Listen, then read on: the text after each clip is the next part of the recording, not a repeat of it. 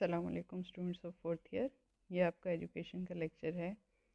ہم نے اپنا 7th چیپٹر سٹارٹ کیا ہوا ہے جو کہ ہے جذباتی نشوونما، ایموشنل ڈیولپمنٹ. ٹھیک ہے، کل ہم نے جو ٹاپک پڑھا تھا وہ تھا بالغ پن اور جذباتی نشوونما. ٹھیک ہے، اور اس کے ہم نے 3 پوائنٹس پڑھے تھے، ایموشنز پڑھے تھے کہ اس ایج میں کون سے بیسک 3 ایموشنز جنریٹ ہوتے ہیں. اس میں ایک خوف تھا، نمبر 2 پہ غصہ، اور نمبر 3 پہ تھا محبت. ٹھیک ہے، آج جو ہم نے سٹیج آف لائف پڑھنی ہے وہ ہے بچپن اور جذباتی نشوونما. یعنی بچپن کی جو ہمارا ایک ٹائم پیریڈ ہے جس کو ہم جو زندگی کے سال ہم بچپن کو یا چائلڈہڈ کو کنسیڈر کرتے ہیں، اس میں کس قسم کی ایموشنل ڈیولپمنٹ ایک بچے کی ہوتی ہے. ٹھیک ہے، تو بچپن کا ہم نے پچھلے چیپٹرز میں ہم پڑھ چکے ہیں 2 چیپٹرز میں کہ بچپن کا ٹائم پیریڈ یا چائلڈہڈ کا ٹائم پیریڈ، ایک ایوریج ٹائم پیریڈ جو ہے وہ 5-6 سال کی عمر سے لے کے 10-12 سال کی ایج تک کا جو ٹائم پیریڈ ایک ہوتا ہے وہ چائلڈہڈ کہلاتا ہے. ٹھیک ہے، یعنی بچپن کہلاتا ہے. اب ہم اس کی ریڈنگ کرتے جاتے ہیں اور ساتھ ساتھ میں آپ کو اس کو ایکسپلین کر دیتی ہوں. بچپن اور جذباتی نشوونما. بچپن کے عہد میں بچے میں ذہنی نشوونما کی وجہ سے جذبات کے اظہار کے مختلف صورتیں پیدا ہو جاتی ہیں. بچپن اور جذباتی نشوونما کا مطالعہ ہمارے لیے بہت ضروری ہے، اس لیے درج ذیل خصوصیات کو مد نظر رکھنا ضروری ہے. ٹھیک ہے، بچپن یا چائلڈہڈ وہ ٹائم پیریڈ ہے جس میں ذہنی نشوونما کی وجہ سے مختلف ایسے بیہیویئرز بچہ سیکھ جاتا ہے اپنے ہر ایموشن کو اس کا اظہار کرنے کے لیے. ٹھیک ہے، بالغ پن کا جو دور ہم نے پڑھا تھا اس میں بڑے لیمیٹڈ ایموشنز تھے اور بچے کا جو رسپانس تھا ان ایموشنز کو ایکسپریس کرنے کا جو طریقہ تھا وہ بھی بڑے لیمیٹڈ طریقہ تھا. لیکن بچپن کا جو دور ہے، ایک 4-5 سال کا بچہ، 4-5 سال سے لے کے 10-12 سال تک کی ایج کا بچہ بڑے افیکٹو طریقے سے اپنے جو بھی اس کے جس ایموشن کے بھی وہ انڈر ہے، جس جذبے کے سے وہ گزر رہا ہے اس وقت، اس کو بڑی واضح طور پہ اس کا اظہار کر سکتا ہے، اس کو ایکسپریس کر سکتا ہے. ٹھیک ہے، اب اس کی جو خصوصیات ہیں اس کو ہم پڑھ لیتے ہیں. نمبر 1 پہ ہے نشوونما کا اثر. ماہرین کا قول ہے کہ نشوونما میں ترقی کا بچوں کے جذبات پر خوشگوار اثر پڑتا ہے. جو بچے کی عمر بڑھتی ہے وہ بہت سی ایسی چیزوں سے کم خوف کھانے لگتا ہے جس سے وہ بالغ پن میں خوف کھاتا تھا. اب وہ عجیب آوازیں، اجنبی لوگوں اور دوسرے جانوروں سے نہیں ڈرتا، بلکہ اب خوف کے مہیجات بدل جاتے ہیں. اب وہ موت، چوٹ آنے، نقصان دہ چیز، ناکامی اور والدین اور اساتذہ سے ڈرتا ہے. غصے کے جذبات میں اب وہ شدت نہیں رہتی. اس عمر میں بچے کو ناانصافی کا احساس بھی شدید ہو جاتا ہے اور اسے اپنی ناکامی کا احساس پریشان کرتا ہے. بہرحال جذباتی لحاظ سے اس عمر میں بچہ پختگی کی طرف مائل نظر آتا ہے. ٹھیک ہے، اب یہ وہ ایج ہے جس میں بچہ اپنے ایموشن جو ہے وہ ایکسپریس کرنا سیکھ لیتا ہے، اور جو خوف کا ایک ایموشن اس کے اندر بالغ پن کی ایج میں موجود تھا، اس کے جو خوف کے موٹیوز ہیں یا مہیجات ہیں وہ چینج ہو جاتے ہیں. اب وہ کسی آواز وغیرہ سے نہیں ڈرتا، بلکہ اس کے جو خوف کا جذبہ ہے اس کی کنڈیشننگ اور مختلف سچویشن سے ہو جاتی ہے، جیسے چوٹ لگنا یا کسی چیز کا نقصان ہو جانا یا والدین کے یا اساتذہ کی ناراضگی. اس قسم کے موٹیوز جو ہیں وہ اس کے خوف کا مہیجات یا محرک بن جاتے ہیں. اور دوسری چیز جو انہوں نے یہاں ڈسکس کی ہے، اس عمر میں بچے کو ناانصافی کا احساس بھی ہوتا ہے اور اسے اپنی ناکامی کا احساس پریشان کرتا ہے. یعنی یہ وہ چیزیں ہیں جو اس کی پرسنالٹی سے جو نقصانات ریلیٹڈ ہوتے ہیں، جیسے ناکامی کا خوف ہے یا اس کے ساتھ ناانصافی ہوگی یا اس طرح کے جو اس کی پرسنالٹی سے ریلیٹڈ ایشوز ہیں، یہ زیادہ چیزیں اس کو خوف زدہ کرتی ہیں یا اس کو خوف کے جذبے میں جو ہے وہ ایسے منسلک کر دیتی ہیں. بہرحال جذباتی لحاظ سے اس بچے میں، اس ایج کے بچے میں جو ہے وہ بہت زیادہ پختگی آ جاتی ہے. جذباتی لحاظ سے پختگی آنے کا مطلب یہ ہے کہ وہ بڑے ایکسپریسو وے میں اپنے جذبات کا اظہار کر سکتا ہے. نمبر 2 پہ ہے جذبات کے اظہار میں سلیقگی. ٹھیک ہے، بچہ 5 یا 6 سال کی عمر میں مدرسے جانے لگتا ہے.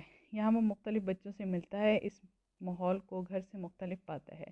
یہاں اسے استاد جیسے مشفق اور رہنما ہستی کی رہنمائی میسر آتی ہے، لہٰذا اب وہ جذبات کے آزادانہ اظہار سے کتراتا ہے، بلکہ اس میں شائستگی پیدا ہونے لگتی ہے. اب وہ غصے کی صورت میں آسمان سر پر نہیں اٹھاتا. گالی گلوچ، لڑائی جھگڑے کی نوبت بھی کم آتی ہے. لڑکے شرمانے اور جھجکنا کم کر دیتے ہیں، لیکن لڑکیوں میں شرم اور جھجک کا احساس زیادہ ہو جاتا ہے. اس عمر میں بچے اپنے ساتھیوں کی توقعات کے مطابق جذبات کا اظہار کرتے ہیں. ٹھیک ہے. اب جذبات کے اظہار میں سلیقگی کا مطلب یہ ہے کہ بچے کو اس چیز کا اندازہ ہونا شروع ہو جاتا ہے کہ وہ جس بھی ایموشن کے انڈر ہے، لیکن اس نے اپنے ارد گرد کی سچویشن یا اپنے سرکمسٹانسز دیکھ کے اس کو اس کے مطابق ایکسپریس کرنا ہے.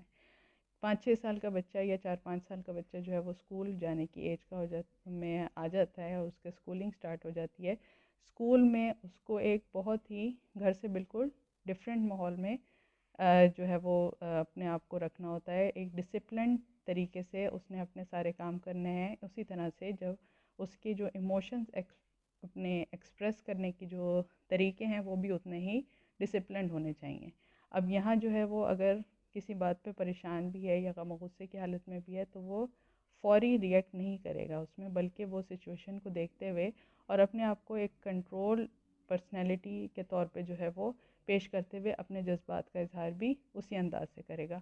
اور نمبر 2 جو انہوں نے چیز اس میں ڈسکس کی ہے وہ یہ ہے کہ بچے اپنے جب ایموشنز ایکسپریس کرتے ہیں تو اپنے ارد گرد کے جو ان کے کلاس فیلوز ہیں یا ان کے ساتھی ہیں یا ان کے دوست ہیں، ان کی ایکسپیکٹیشنز کے مطابق اپنے ایموشنز ایکسپریس کرنے کی کوشش کرتے ہیں.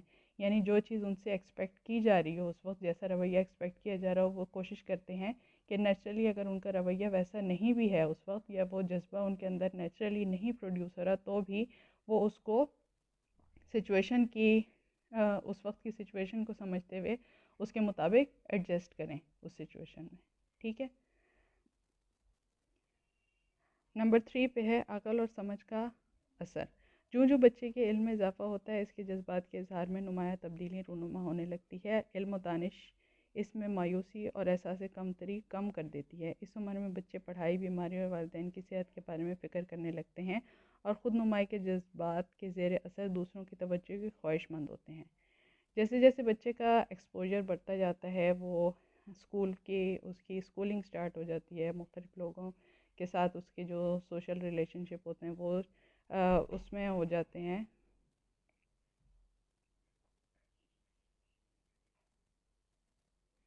تو وہ جیسے جیسے چیزیں سیکھتا ہے اس کے جذبات کا اظہار اور میں جو ہے وہ نمایاں تبدیلی رونما ہونے لگتی ہے. جیسے جیسے اس کا ایکسپوجر بڑھتا ہے، وہ اپنے جو ایموشنز کے ایکسپریس کرنے کا طریقہ ہے وہ اسی کے مطابق جو ہے وہ مولڈ کرتا چلا جاتا ہے.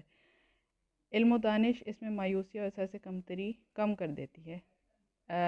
علم کی وجہ سے، اپنی نالج کی وجہ سے وہ جو ہے نیگیٹو ایموشنز اس میں سے کم ہوتے چلے جاتے ہیں، اور جیسے جیسے اس کی ایج بڑھتی چلی جاتی ہے وہ اپنے ذات کے علاوہ اپنی جو ہے وہ فیملی، والدین، ان کی صحت کے بارے میں بہت زیادہ کانشیس ہوتا ہے اور ان سے بہت زیادہ ایموشنل اٹیچمنٹ اس کی بڑھتی چلی جاتی ہے. اس کے علاوہ وہ اپنی پڑھائی اور جو ہے وہ اس سے بہت زیادہ کنسلٹ رہتا ہے اور اس کے فکر مند رہتا ہے اپنی پڑھائی کے بارے میں. نمبر 4 پہ ہے جذبات پر قابو. عمر کے بڑھنے کے ساتھ ساتھ بچے اپنے جذبات پر قابو پانا سیکھ جاتے ہیں. اب انہیں پتہ چلنا چاہیے کہ ہر وقت اور ہر جگہ غصے کا اظہار نہیں کرنا چاہیے، بلکہ معاشرتی زندگی میں نظم و ضبط قائم رکھنے کے لیے اسے اپنے غصے پر قابو پانا ہوتا ہے. لہٰذا اب وہ ماحول کی نزاکت کو بھانپ کر اپنے جذبات کا اظہار کرتے ہیں. اب جذبات پر قابو پانے کے لیے مندرجہ ذیل عوامل سے مدد لیتے ہیں. نمبر 1 عمومی تندرستی. نمبر 2 والدین کا ہمدردانہ اور مشفقانہ رویہ. نمبر 3 تعلیم و تربیت. نمبر 4 ایسے ماحول سے اجتناب جو جذبات میں شدت پیدا کرنے کا باعث ہو.